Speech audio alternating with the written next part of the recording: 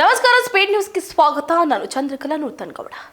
ಓಟಿದ್ದವರಿಗೆ ಮಾತ್ರ ಗ್ಯಾರಂಟಿ ಯೋಜನೆ ಅಂತೆ ಉಲ್ಟಾ ಹೊಡೆದ್ರ ಡಿಕೆ. ಗ್ಯಾರಂಟಿ ನಮ್ಮ ಹೆಮ್ಮೆ, ಅವುಗಳು ನಿಲ್ಲುವುದಿಲ್ಲ. ರಾಹುಲ್ ಟೀಕಿಸಿದ್ದು ಮೋದಿಯನ್ನಲ್ಲ, ಭಾರತವನ್ನ. ನಿರ್ಮಲಾ ಸೀತಾರಾಮನ್. ನೋಡಿ, ಹಲವು ರಾಜ್ಯಗಳು ಗ್ಯಾರಂಟಿ ಯೋಜನೆಗಳನ್ನು ನೀಡ್ತಾ ಇದೆ. ಒಂದು ವೇಳೆ ರಾಜ್ಯಗಳ ಬಜೆಟ್ನಲ್ಲಿ ಗ್ಯಾರಂಟಿ ನೀಡುವಷ್ಟು ಸಂಪನ್ಮೂಲ ಇದ್ರೆ ವಿಧಾನಸಭೆಯಲ್ಲಿ ಚರ್ಚೆ ನಡೆಸಿ ಗ್ಯಾರಂಟಿಯನ್ನು ಕೊಡಬಹುದು. ಆದರೆ ಸಂಪನ್ಮೂಲವೇ ಇಲ್ಲದೆ ಗ್ಯಾರಂಟಿ ನೀಡಬೇಡಿ ಅಂತ ಕೇಂದ್ರ ಹಣಕಾಸು ಸಚಿವೆ ನಿರ್ಮಲಾ ಸೀತಾರಾಮನ್ ಅವರು ಸಲಹೆಯನ್ನು ಕೊಟ್ಟಿದ್ದಾರೆ.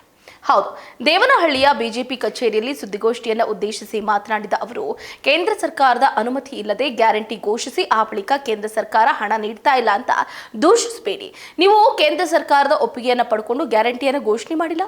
ನೀವು ನಿಮ್ಮ ರಾಜ್ಯದ ವಿತ್ತ ಸಾಮರ್ಥ್ಯವನ್ನು ಆಧರಿಸಿ ಗ್ಯಾರಂಟಿಯನ್ನು ನೀಡ್ತಾ ಇದ್ದೀರಿ. ದೇಶದಲ್ಲಿ ಕೆಲವು ರಾಜ್ಯಗಳು ತಮಗೆ ಎಷ್ಟು ನಿರ್ವಹಣೆ ಸಾಧ್ಯವೋ ಅಷ್ಟು ಗ್ಯಾರಂಟಿಯನ್ನು ನೀಡ್ತಾ ಇದೆ. ಆದರೆ ಕೆಲ ರಾಜ್ಯಗಳು ತಮ್ಮ ಸಾಮರ್ಥ್ಯವನ್ನು ಮೀರಿ ಗ್ಯಾರಂಟಿಗಳನ್ನು ನೀಡಿದೆ ಅಂತ ನಿರ್ಮಲಾ ಸೀತಾರಾಮನ್ ಅವರು ಹೇಳಿದ್ದಾರೆ. ಇನ್ನು ರಾಹುಲ್ ಟೀಕಿಸಿದ್ದು ಮೋದಿಯನ್ನಲ್ಲ, ಭಾರತವನ್ನ.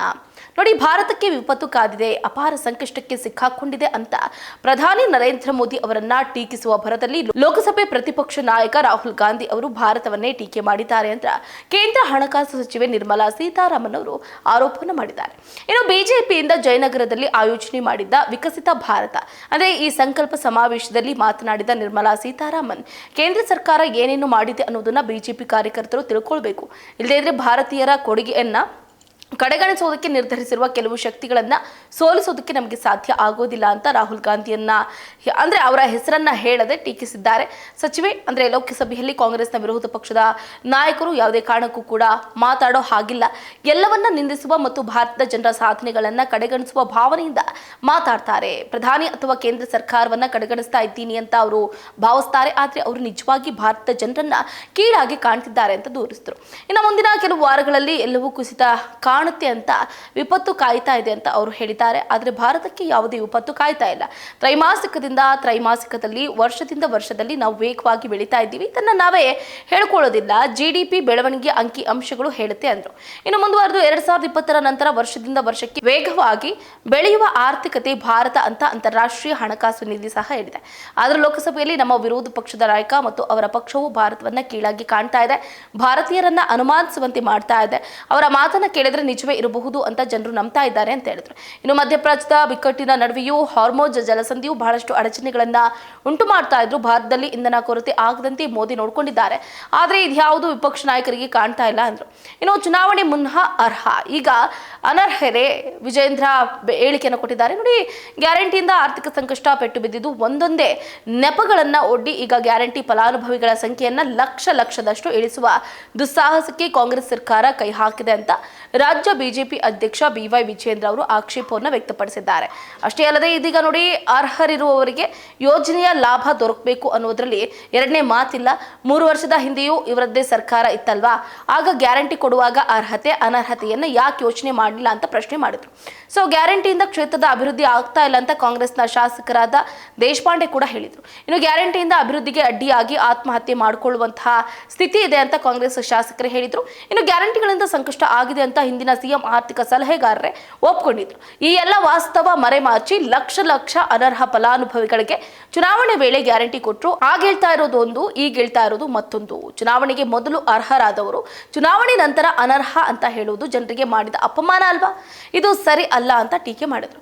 ಇನ್ನು ಈಗ ಈ ವಿಷಯಕ್ಕೆ ಸಂಬಂಧಪಟ್ಟಂತೆ ಯಾವಾಗ ಬಿಜೆಪಿ ನಾಯಕರು ಒಂದು ಕಡೆ ಏನಾದರೂ ಗ್ಯಾರಂಟಿ ಯೋಜನೆಗಳಿಗೆ ಹಣ ಇಲ್ಲ ಅಂತಂದ್ರೆ ಹಣ ಇಲ್ಲ ಅಂತ ಘೋಷಣೆ ಮಾಡಿ ಸುಮ್ಮನೆ ಯಾಕೆ ನಾಟಕ ಮಾಡ್ತಿದ್ದೀರಾ ಅಂತ ಹೇಳಿಕೆ ಕೊಟ್ಟ ಬೆನ್ನಲ್ಲೇ ಇದೀಗ DK ಶಿವಕುಮಾರ್ ಅವರು ಕೂಡ ಗ್ಯಾರಂಟಿ ಯೋಜನೆಗಳಲ್ಲಿ ಒಂದಾಗಿರುವಂತಹ ಗೃಹಲಕ್ಷ್ಮಿ ಆಗಿರ್ಬೋದು ಅಥವಾ ಬಹಳ ದೊಡ್ಡ ಮಟ್ಟದಲ್ಲಿ ಚರ್ಚೆಗೆ ಗ್ರಾಸ ಆಗಿರುವಂತಹ ಗೃಹ ಜ್ಯೋತಿ ಆಗಿರ್ಬೋದು, ಸರ್ಕಾರದ ಹೆಮ್ಮೆಗಳಿವು, ಅವುಗಳು ಯಾವುದೇ ಕಾರಣಕ್ಕೂ ನಿಲ್ಲೋದಿಲ್ಲ ಅಂತ DK ಶಿವಕುಮಾರ್ ಅವರು ಕೂಡ ಒಂದು ಕಡೆ ಹೇಳಿಕೆಯನ್ನು ಕೊಡ್ತಾರೆ.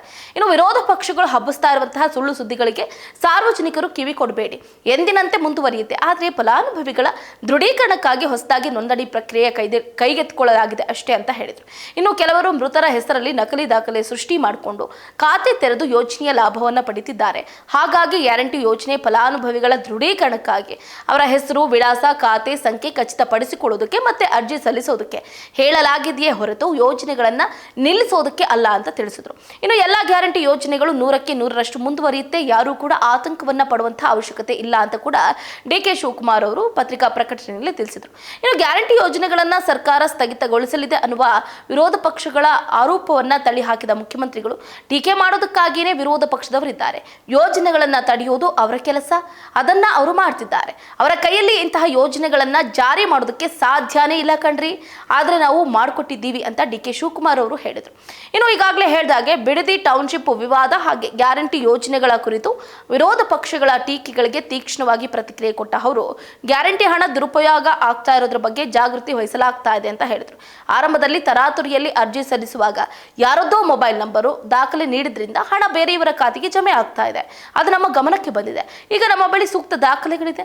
ಗ್ಯಾರಂಟಿ ತಲುಪೋದಕ್ಕೆ ಫೋಟೋ ಐಡೆಂಟಿಫಿಕೇಶನ್ ಹಾಗೆ ಸೂಕ್ತ ದಾಖಲೆ ಬೇಕೇ ಬೇಕು. ನಾವು ಕರ್ನಾಟಕದವರಿಗೆ ಮಾತ್ರ ಯೋಜನೆಯನ್ನ ಕೊಡ್ತೀವಿ. ಇಲ್ಲಿ ವೋಟ್ ಅಂದ್ರೆ ಮತದಾನದ ಹಕ್ಕು ಇದ್ದವರಿಗೆ ಮಾತ್ರ ಗ್ಯಾರಂಟಿ ಸಿಗುತ್ತೆ ಅಂತ ಮಹತ್ವದ ಹೇಳಿಕೆಯನ್ನು ಕೂಡ ಕೊಟ್ಟಿದ್ದಾರೆ. ಇನ್ನು ಜೆಡಿಎಸ್ ಕೈಗೊಂಡಿರುವಂತಹ ಪಾದಯಾತ್ರೆ ಕುರಿತು ಪ್ರತಿಕ್ರಿಯೆ ಕೊಟ್ಟಂತಹ ಸಿಎಂ ಬಿಡದಿ ಟೌನ್ಶಿಪ್ ಯೋಜನೆ ತಂದಿದ್ದು ನಾನಲ್ಲ ಅಂತ ಸ್ಪಷ್ಟನೆಯನ್ನು ಕೊಟ್ಟರು. ಮಹಾರಾಷ್ಟ್ರದಲ್ಲಿ 80,000 ಎಕರೆ ಹಾಗೆ ತೆಲಂಗಾಣದಲ್ಲಿ 40,000 ಎಕರೆ ಭೂ ಸ್ವಾಧೀನ ಮಾಡಿ ಟೌನ್ಶಿಪ್ ಅನ್ನು ನಿರ್ಮಾಣ ಮಾಡಲಾಗಿದೆ. ಬಿಡದಿಯಲ್ಲಿ ನಾನು ಟೌನ್ಶಿಪ್ ಮಾಡ್ತಾ ಇಲ್ಲ. ಹಿಂದೆ ಕುಮಾರಸ್ವಾಮಿ ಅವರ ಅವಧಿಯಲ್ಲೇ ಈ ಟೌನ್ಶಿಪ್ ಘೋಷಣೆ ಆಗಿತ್ತು ಅಷ್ಟೇ.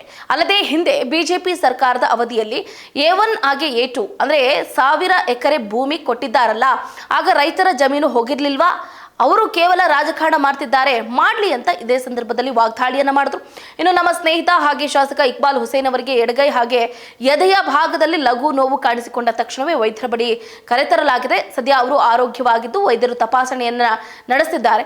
ಯಾರು ಗಾಬರಿ ಆಗಬೇಕಾಗಿಲ್ಲ. ವೀಕೆಂಡ್ ಮುಗಿದ ನಂತರ ಅವರು ಪೋರ್ಟಿಸ್ ಆಸ್ಪತ್ರೆಯಲ್ಲಿ ಮುಂದಿನ ಚಿಕಿತ್ಸೆಯನ್ನು ಪಡಿತಾರೆ. ನಾನು ಈಗಾಗಲೇ ವೈದ್ಯರೊಂದಿಗೆ ಮಾತಾಡಿದ್ದು ಆತಂಕ ಪಡುವಂತಹ ಅಗತ್ಯತೆ ಇಲ್ಲ ಅಂತ ಸ್ಪಷ್ಟತೆಯನ್ನ ಕೊಡೋದ್ರ ಮುಖಾಂತರ ಡಿ.ಕೆ. ಶಿವಕುಮಾರ್ ಅವರು ಅಂದ್ರೆ ಈ ಯೋಜನೆಯನ್ನ ಗೃಹಲಕ್ಷ್ಮಿ ಅಥವಾ ಗೃಹ ಜ್ಯೋತಿ ಯೋಜನೆ ಇದೆಯಲ್ಲ, ಇನ್ನು ಮುಂದೆ ಗೃಹಲಕ್ಷ್ಮಿ ಬಳಕೆದಾರರು ನೀವು ಅಂದ್ರೆ ವೋಟರ್ ID ಇದ್ರೆ ಮಾತ್ರ ನೀವು ಅದಕ್ಕೆ ಅರ್ಹರಾಗಿರ್ತೀರಿ, ಇಲ್ಲ ಅಂತಂದ್ರೆ ನಿಮಗೆ ಈ ಗೃಹಲಕ್ಷ್ಮಿ ಯೋಜನೆ ಸಿಗೋದಿಲ್ಲ ಅನ್ನುವಂತಹ ಹೇಳಿಕೆಯನ್ನ ಕೊಡೋದ್ರ ಮುಖಾಂತರ ಡಿ.ಕೆ. ಶಿವಕುಮಾರ್ ಎಲ್ಲಾ ಹೆಣ್ಣು ಮಕ್ಕಳಿಗೆ ಒಂದು ರೀತಿಯಾದಂತಹ ಶಾಕ್ ಅನ್ನ ನೀಡಿದ್ದಾರೆ. ಹಾಗಾದ್ರೆ ಇದನ್ನ ಯಾವ ರೀತಿ ಸ್ವೀಕರಿಸ್ತಾರೆ ನಮ್ಮ ನಾಡಿನ ಹೆಣ್ಣು ಮಕ್ಕಳು ಅನ್ನೋದನ್ನ ಕಾದಷ್ಟೇ ನೋಡಬೇಕಾಗಿದೆ.